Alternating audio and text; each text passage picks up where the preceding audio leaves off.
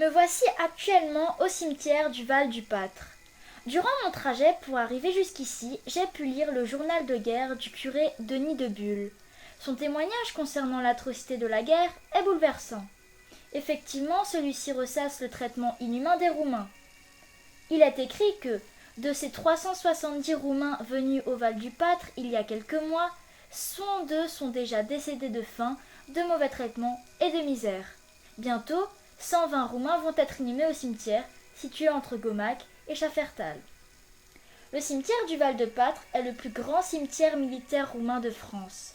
Il regroupe les dépouilles des prisonniers de guerre morts de froid durant la tragédie de Steinbrunn-le-Haut ou des suites d'épuisement dues aux travaux de construction des ouvrages bétonnés dans la plaine d'Alsace pendant toute l'année 1917.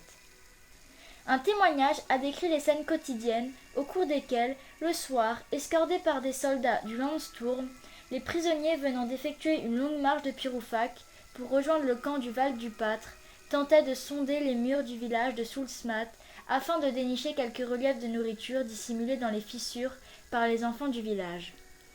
Le cimetière a été inauguré en 1924 par le roi Ferdinand de Roumanie et la reine Marie.